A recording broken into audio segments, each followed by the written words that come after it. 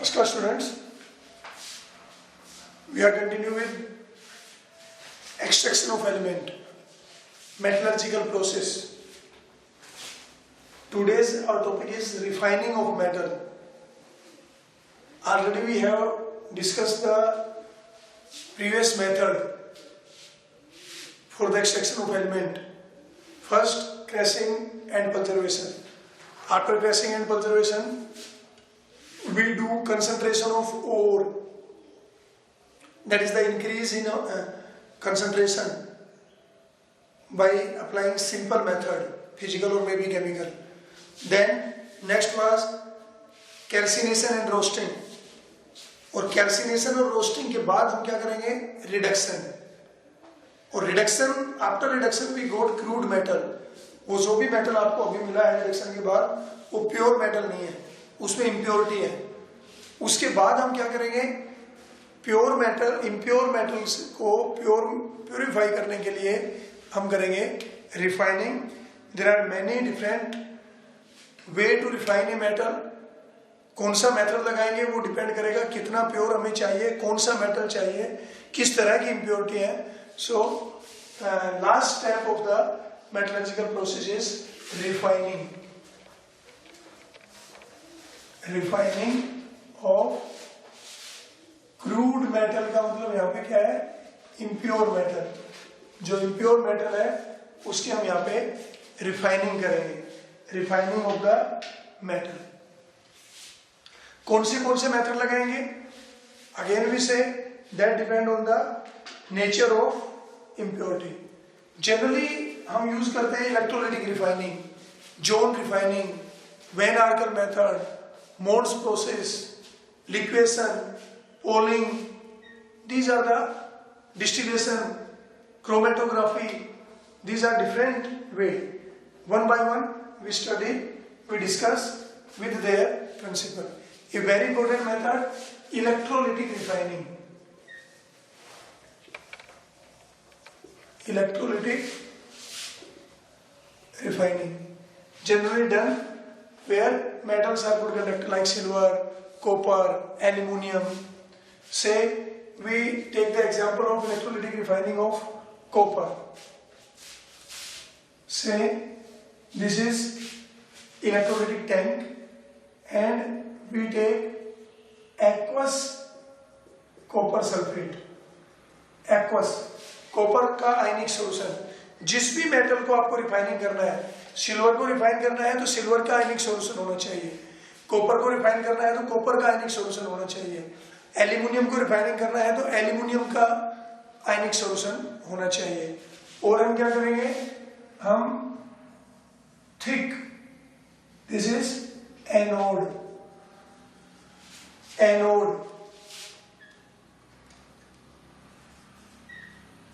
Anode किसको बनाएंगे, anode हम बनाएंगे इम्प्योर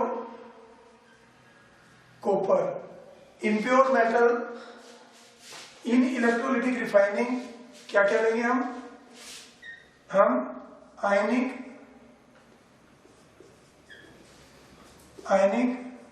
सॉल्यूशन ऑफ मेटल. जो भी मेटल होगा उसका आयनिक सॉल्यूशन, जिस मेटल को भी रिफाइन करना है. दूसरा क्या करेंगे, थिक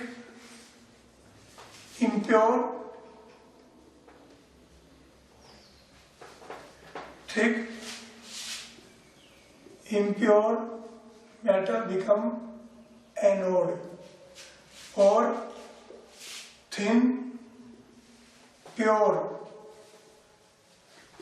metal make cathode. ये करेंगे हम. कॉपर की जैसे एग्जांपल ले रहे हैं तो कॉपर थिक सैंपल इम्प्योर है कॉपर, उसको तो एनोड बना देंगे. और thin pure copper is cathode, और इसको एनोड को पॉजिटिव टर्मिनल ऑफ बैटरी से और कैथोड को नेगेटिव टर्मिनल ऑफ बैटरी से हम कनेक्ट कर देंगे. और एक तरह से हम क्या करेंगे, इलेक्ट्रोलिसिस करेंगे. This is electrolytic refining. क्या होगा देखिए, copper at anode, at anode क्या होगा, at anode oxidation, copper at anode become copper aqueous and lose 2 electron. This is reaction at anode. Oxidation will take place.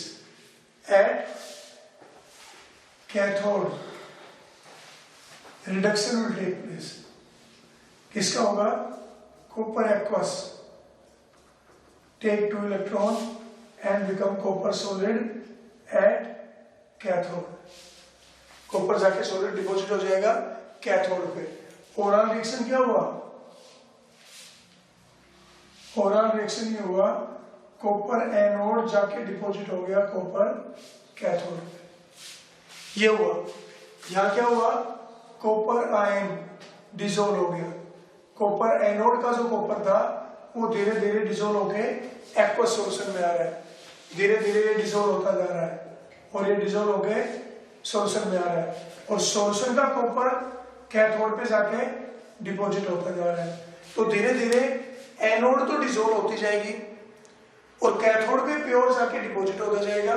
और अगर कोई इसमें आयरन निकल वगैरह ये इम्प्योरिटी है तो ये नीचे जमा हो जाएंगी, जिसको हम बोलेंगे anodic mud. Anodic mud. Anodic mud भी एक तरह से वेस्ट मटेरियल नहीं होता है. It is also richer of certain ion. जो भी इम्प्योरिटी है वो मेटल इसमें रिच होते हैं. ये दूसरी इंडस्ट्री में हम इसको यूज कर लेते हैं, फर्टिलाइजर वगैरह में यूज कर लेते हैं. तो एनोडिक मड में कौन है, एनोडिक मड में जो इसमें इम्प्योरिटी थी. फिर से देखिए, इम्प्योर को तो हमने बना दिया एनोड, प्योर को बना दिया कैथोड. इम्प्योर वाला ऑक्सीडाइज होके ऑक्सीडाइज होके डिसॉल्व होता जा रहा है और जो सॉल्यूशन में जो आयन है वो रिड्यूस होके वहां पे डिपॉजिट होते जा रहे हैं. तो धीरे धीरे जो थिक एनोड थी वो डिसॉल्व होती जाएगी, उसका वेट कम होता जाएगा और प्योर मेटल कैथोड के ऊपर जाके डिपॉजिट होता जाएगा. So this is refining with the help of electrolysis, that is called electrolytic refining. इसमें अगर आपको एल्यूमिनियम का करना होता तो impure aluminium, pure aluminium, aqueous solution of aluminium. निकल का करना होता तो भी इसी तरह से हम करते हैं. तो this is electrolytic refining. Electrolytic refining के अलावा और कौन सा रिफाइनिंग में हम प्रोसेस यूज कर सकते हैं. से वन मेथड इज, आपको पता होना चाहिए मेथड का बेसिक प्रिंसिपल और कहां अप्लाई होता है. दूसरा एक आपने किया इलेक्ट्रोलिटिक रिफाइनिंग, इलेक्ट्रोलिटिक रिफाइनिंग. दूसरा है लिक्वेशन. लिक्वेशन नॉर्मली लिक्वेशन कब करते हैं, व्हेन आइदर इम्प्योरिटी और metal have less melting point. Generally हम यूज करते हैं जैसे जिंक है, कैडमियम है या मरकरी है, they are soft metal. Lead also soft, they have, lead की बजाय नॉर्मली हम ये लेते हैं जिंक, कैडमियम और मरकरी. तो क्या क्या बेसिक प्रिंसिपल है इसका. बेसिक प्रिंसिपल यही है कि आइदर इम्प्योरिटी और have less melting point. When the impure metal is molted on a slope furnace, slope furnace पे इसको हम हीट करेंगे up to the melting point of lower component. The component have less melting point. जिसका कम melting point है उस temperature तक heat करेंगे. जैसे स्लोप है, इस स्लोप पे हमने निकल से और जिंक इम्प्योरिटी है. जिंक वहां पे मान लिया मेटल है, जिंक को हमें रिफाइनिंग करना है. निकल का मेल्टिंग पॉइंट ज्यादा है, जिंक का मेल्टिंग पॉइंट कम है. जब हम इसको हीट करेंगे तो इतना हीट करेंगे कि जिंक मेल्ट हो जाए और जिंक जो है वो मेल्ट होके नीचे आ जाएगा और जिसका मेल्टिंग पॉइंट ज्यादा है वो वहीं पे रह जाएगा.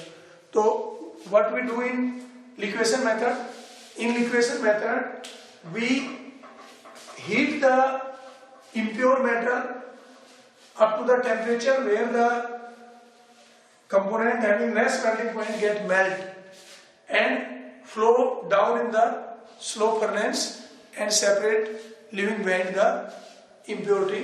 इसके बेस पे क्या होगा आपका liquation method. Distillation is also based.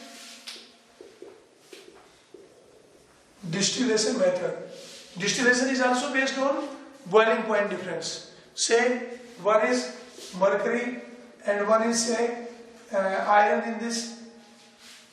जब आप इसको हीट करेंगे तो मरकरी वेपर अलग निकल जाएंगे. तो distillation is based on, normally जो अमलगमेशन भी हमने किया था रिडक्शन वाले में, अमलगमेशन में क्या किया था, यही किया था कि हम मरकरी के साथ किसी भी जो मेटल है, जो मेटल की जो ओर है वो मरकरी के साथ हमने अमलगम बना लिया था. ओर को मरकरी के साथ अमलगम बना लिया. अब वो मरकरी के साथ मिक्स हो गई, एलॉय बन गई. उसको हम डिस्टिलेशन कर देते हैं, हीट कर देते हैं, तो वेपर अलग से निकल जाते हैं. This is based of the distillation. Distillation is based on boiling point difference. और हम distillation, liquation, reduction process, reduction process, reduction में भी भाई पोलिंग और में भी भाई ऑक्सीडेशन प्रोसेस. रोट आयरन से, पिग आयरन से हम रोट आयरन बनाते हैं, वो ऑक्सीडेशन प्रोसेस. और रिडक्शन प्रोसेस का देखिए कब यूज करते हैं. रिडक्शन प्रोसेस कब यूज करते हैं, if oxide of metal as a impurity. अगर मेटल की ऑक्साइड वहां पे इम्प्योरिटी है तो रिडक्शन मेथड यूज करेंगे. और ऑक्सीडेशन कब यूज करेंगे, if carbon as a impurity. अगर वहां पे आयरन की बात कर लेते हैं, से आयरन, और आयरन में कार्बन एज ए इम्प्योरिटी है, क्योंकि during extraction of iron oxide was there, silica oxide is impurity, calcium carbonate as a flux हमने बाहर से ऐड कर दिया, कार्बन हमने as a reducing agent add कर दिया, और कैल्शियम सिलिकेट बन गया था स्लैग, कार्बन डाइऑक्साइड रिमूव हो गई थी और आयरन एक्सट्रैक्ट हो गया था. अब होता क्या है, या तो कार्बन का अमाउंट जितना रिक्वायर्ड था उससे ज्यादा गिर जाता है, जितना कार्बन का अमाउंट रिक्वायर्ड था उससे भी ज्यादा हमने ऐड कर दिया, तो फिर वहां पे कार्बन एज ए इम्प्योरिटी हो गई. या फिर लेस रिड्यूसिंग एजेंट ऐड करने की वजह से कुछ अनऑक्सीडाइज्ड कार्बन ही रह गया, अनऑक्सीडाइज्ड आयरन रह गया, unreduced, so this is as a impurity. भाई अगर आपने एक्सट्रैक्शन के दौरान कोयला ज्यादा डाल दिया तो फिर आयरन के साथ कार्बन इम्प्योरिटी बन गई, जैसा होता है पिग आयरन में. और अगर हमने कार्बन कम यूज किया तो फिर कुछ ऑक्साइड जो है आयरन के वो अभी रिड्यूस हुए ही नहीं, आयरन की ऑक्साइड एज इम्प्योरिटी रह गई. तो अगर आयरन का ऑक्साइड एज इम्प्योरिटी है, ऑक्साइड एज इम्प्योरिटी है, तो हम यूज करेंगे रिडक्शन मेथड. तो हम यहां पे करेंगे पोलिंग. पोलिंग में क्या करते हैं, ग्रीन बैम्बू ले लेते हैं, जो हरी जो होता है ताजा बांस जिसको हम कहें, ये पोल बोलते हैं उसको, पोल, इसीलिए इस मेथड का नाम है पोलिंग. ग्रीन बैम्बू ले लेते हैं, फ्रेशली कट वुड ले लेते हैं और इसको मोल्ड कर लेते हैं, और फिर उससे रोटेट करते हैं ग्रीन बैम्बू से. जैसे लकड़ी है और ये ग्रीन बैम्बू है और उसमें मेल्टेड में उसमें इसको मूव करते हैं, तो वो क्या दे देगा, जो ग्रीन वुड जो है, ग्रीन वुड आपको दे देगी हाइड्रोकार्बन. और हाइड्रोकार्बन इस ऑक्साइड को क्या कर देगा, रिड्यूस कर देगा, एंड वी गॉट आयरन. और हाइड्रोकार्बन खुद कार्बन डाइऑक्साइड और वाटर बन जाएगा, वो वहां से रिमूव हो जाएंगे. तो इस तरह से जो अनरिड्यूस्ड ऑक्साइड था, it reduce to metal. This method is known as poling. तो what we do in poling? In poling, if unreduced oxide are as a impurity, then the molten impure metal is rotated with freshly cut bamboo wood. That bamboo wood provides the reducing agent hydrocarbon, and that hydrocarbon reduce the unreduced oxide to metal. And if carbon यानी कि reducing agent पहले ही अगर ज्यादा हो तो फिर हम oxidation method लगाएंगे। इसमें हम क्या करेंगे, इसमें हम एयर पास करेंगे, हॉट एयर पास करेंगे। जैसे पिग आयरन होता है, पिग आयरन में कार्बन की इम्प्योरिटी ज्यादा होती है, उसको प्यूरिफाई करने के लिए हम उसमें मोल्टेड पिग मेटल जो है उसमें से धीरे धीरे एयर पास करेंगे, तो ये जो एक्सिस में जो कार्बन है ये ऑक्सीडाइज होकर कार्बन डाइऑक्साइड बन जाएगा और कार्बन की इम्प्योरिटी कम हो जाएगी। रोट आयरन है, जैसे road iron is the pure form of iron जिसमें कार्बन की परसेंटेज कम होती है, स्टील में थोड़ी ज्यादा होती है। तो इस तरह से हम रिडक्शन करके या ऑक्सीडेशन करके रिफाइनिंग कर सकते हैं। That depend which type of impurity is there. इसके अलावा और कौन सा मेथड हम यूज कर सकते हैं? डिस्टिलेशन हमने ऑलरेडी कर लिया, ऑक्सीडेशन कर लिया, लिक्वेशन कर लिया, इलेक्ट्रोलिटिक रिफाइनिंग हमने कर लिया, zone refining. Zone refining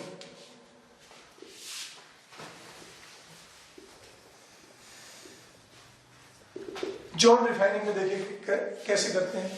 zone refining is based on the principal that it is based on the principle that impurity are more soluble, impurity are more soluble in impure metal, impurity are more soluble in molten metal than in solid matter. Impurity कैसे होता है? देखिए, ये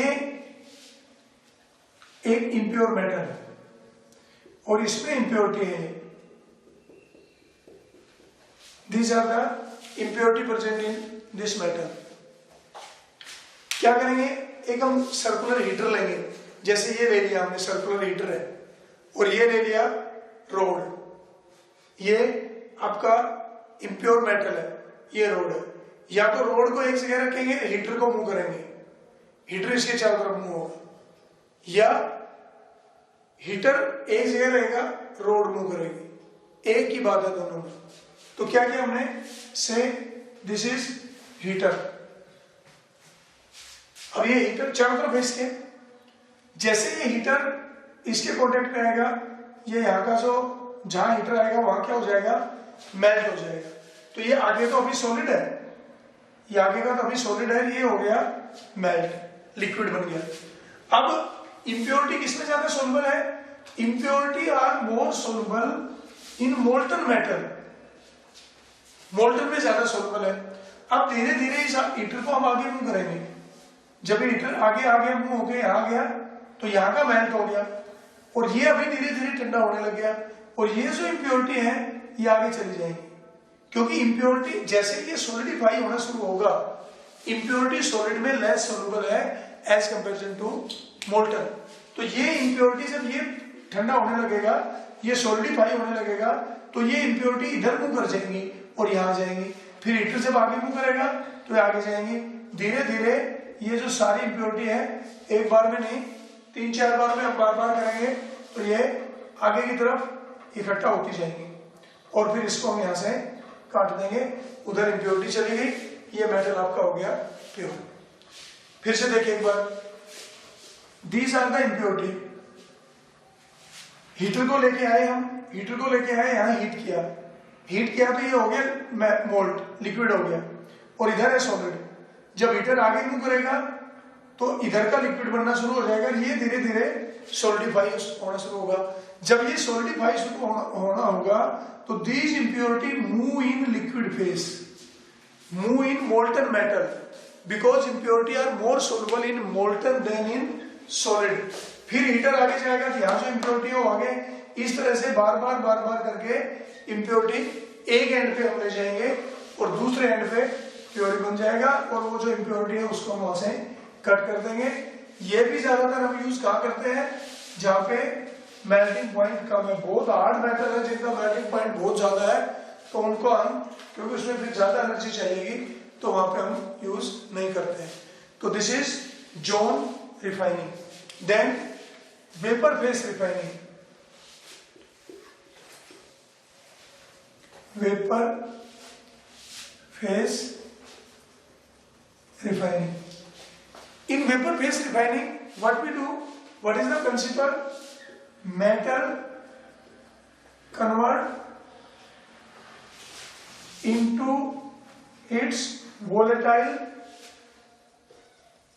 compound. पहले जो metal है वो किसमें कन्वर्ट करते हैं, उसके वोलेटाइल कंपाउंड में, living behind impurity in solid. impurity solid में रह जाती है, रेजिड्यू में रह जाती है और वेपर बन जाते हैं किसके, मेटल के। Then volatile, then volatile compound of metal dissociate into pure metal by heating. ये तभी हम यूज करते हैं जब अल्ट्रा प्योर मेटल हमें चाहिए होता है। जैसे इसका एग्जांपल है आपका Mond's process, van Arkel method, Mond's process. Mond process में हम क्या करते हैं, जैसे निकल और से आयरन एज इम्प्योरिटी है, इसको हम, आयरन है, आयरन का ऑक्साइड है, हम कार्बन मोनोऑक्साइड के साथ हीट करते हैं। जब कार्बन मोनोऑक्साइड के साथ हीट करेंगे लगभग 180 डिग्री तक, तो क्या होगा, इट बिकम निकल कार्बोनिल गैस। ये सब सॉलिड है, वेपर बन जाते हैं। तो पहले तो जिस मेटल को आपको एक्सट्रैक्ट करना है उसका वोलेटाइल कंपाउंड बना लो और फिर इसको हम स्ट्रॉन्ग हीट कर दें हाई टेम्परेचर पे, लगभग 10 गुना टेम्परेचर बढ़ा देते हैं। It back decompose to nickel solid और carbon monoxide as a gas. तो पहले हमने क्या किया, पहले हमने निकल का कार्बोनिल बना लिया और फिर उसको वापस डिकम्पोज कर दिया, ज्यादा टेम्परेचर हमने ले लिया, ये 180 पे हो जाता है, ये तो नॉर्मल टेम्परेचर पे हो जाता है 60 to 70 डिग्री। तो पहले हमने जो इम्प्योर मेटल था हमारे पास, इम्प्योर मेटल को कार्बन मोनोऑक्साइड के एटमॉस्फेयर में हीट किया थोड़ा सा, तो निकल कार्बोनिल बन गया जो कि गैसेस फॉर्म में आ गया, वेपर बन गया इसके। उस वेपर को थोड़ा स्ट्रॉन्ग हीट हमने कर दिया, it back dissociate into pure metal. This is vapour phase refining, Mond's process. Vapour phase refining का बेसिक प्रिंसिपल क्या है, the metal convert into its volatile compound, then the vapour are back decompose to pure metal. दूसरा यहाँ पे है van Arkel method. Van Arkel method में हम ज्यादातर इसको यूज करते हैं titanium, zirconium, mercury, silicon, titanium, zircon जेडार, मरकरी, सिलिकॉन, इनमें भी हम वही करते हैं। टाइटेनियम सॉलिड है, उसको आयोडीन के साथ हीट करेंगे और टाइटेनियम आयोडाइड, ये कंपाउंड बन जाएगा इसका, टाइटेनियम और आयोडीन का गैसेस बनेगा। और हम नॉर्मली 523 केल्विन यानी कि 350 डिग्री के लगभग, 273 आप ऐड करोगे उसमें, तो ये गैस बन जाएगा, वेपर बन जाएगा। और इसको लगभग हम 1700 केल्विन तक हीट करेंगे तो it back decompose to titanium solid plus vapour of iodine. Same principle है दोनों का वेपर बेस्ड रिफाइनिंग है एक तरह से।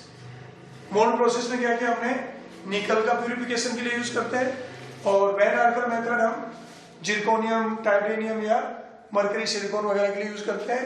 आयोडीन के वेपर में पहले मेटल को, इम्प्योर मेटल को हीट किया जाता है, उसमें इम्प्योरिटी रह जाती है, मेटल वोलेटाइल कंपाउंड बना लेता है, फिर मेटल के जो कंपाउंड है उनको जब हीट करते हैं तो वापस डिकम्पोज हो जाता है।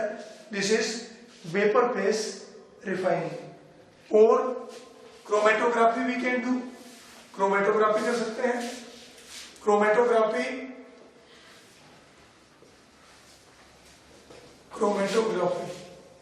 Chromatography is based on different adsorption power.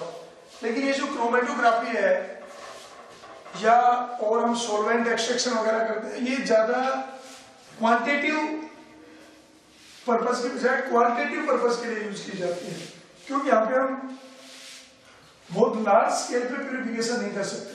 Small scale पे हम प्यूरिफिकेशन करते हैं, ग्राम माइक्रोग्राम में, इसमें। लेकिन इंडस्ट्रियल लेवल पे तो हमें टनों में करना पड़ता है, तो वहां पे क्रोमेटोग्राफी का यूज कम होता है। बाकी क्वालिटी चेक करने के लिए कर लेते हैं। It is based on different adsorption power. You should know the basic principle of the refining. Say electrolytic refining. क्या basic principle है इसका? Every metal have a particular potential at which it get reduced. जिसको हम standard के case में बोलते हैं standard reduction potential. So when a electrode of same metal is dipped into same ionic solution, किसी भी मेटल को, कैथोड भी उसी मेटल की हो, एनोड भी उसी मेटल की हो, और उसी के आयनिक सॉल्यूशन में डिप हो, तो ऑक्सीडेशन भी उसी का होगा और रिडक्शन भी उसी का होगा। तो हम ऑक्सीडेशन करने के लिए, यानी कि एनोड इम्प्योर को बना देते हैं ताकि वो ऑक्सीडाइज्ड होकर डिसॉल्व हो जाए, और कैथोड प्योर को बना देते हैं ताकि उस पर जाके वो डिपॉजिट हो जाए। देन लिक्वेशन का बेसिक प्रिंसिपल क्या है? हेयर इम्प्योरिटी और मेटल दोनों में से एक का मेल्टिंग पॉइंट कम होता है, तो जब हम उसको थोड़ा सा स्लोप के ऊपर हीट करते हैं तो जिसका मेल्टिंग पॉइंट कम है वो पहले मेल्ट होके अलग हो जाता है। Distillation based on boiling point difference, एक मोर वोलेटाइल एक लेस वोलेटाइल है। When you heat it, vapour are become more richer in more volatile component and residue is more richer in less volatile component. Reduction, if oxide are impurity, अगर किसी में oxide impurity है, metal की oxide impurity है, then we use certain reducing agent. That reducing agent reduce the unreduced oxide, poling is the method. Then oxidation method, if reducing agent is in excess like carbon in pig iron, then we use strong heating and pass small amount of air having oxygen that oxidize the excess reducing agent. Zone refining, it is based on the fact that in metal is more soluble in molten, impurity is more soluble in molten metal than in solid. तो जैसे जैसे heater के साथ वो melt होता जाएगा, impurity molten वाले में डिसॉल्व होती जाएंगी, और धीरे धीरे जिधर वो हीटर मूव करेगा उधर ही वो इम्प्योरिटी भी मूव करेगी। वेपर बेस्ड रिफाइनिंग का क्या मीनिंग है? वेपर बेस्ड रिफाइनिंग का मतलब here the impure metal is heated with a suitable reagent so that the metal make the vapour leaving behind impurity, then the vapor are back dissociate to pure metal. Ultra purification के लिए हम use करते हैं, जिसमें आपका modes process और van आर्कर method zirconium titanium वगैरह के लिए और निकल वगैरह के लिए हम यूज करते हैं modes process. Chromatography is based on different adsorption power. तो ये थे आपका प्यूरिफिकेशन, सारे स्टेप हमने किए हैं। सबसे पहला हमने किया था क्रैशिंग एंड पल्जरवेशन। दूसरा हमने किया concentration of ore, concentration of ore. फिर हमने किया ऑक्सीडेशन, ऑक्सीडेशन किया या हम कहें कैल्सिनेशन एंड रोस्टिंग। फिर हमने किया reduction, after that refining. Now we go to the pure metal. तो these are the different general step for the extraction of a element. General step है, there are many way to concentrate the ore, there are many way to reduce and many way to refine। अब कौन सा particular metal है वहां पे क्या use करेंगे, that depend on the nature of ore and nature of impurity. अभी हमें करना है how we select the reducing agent, because the selection of reducing agent is a very important task during the extraction of a element. What is the principle, thermodynamics का हम use करें या फिर हम इलेक्ट्रोकेमिस्ट्री का यूज करें। Use of electro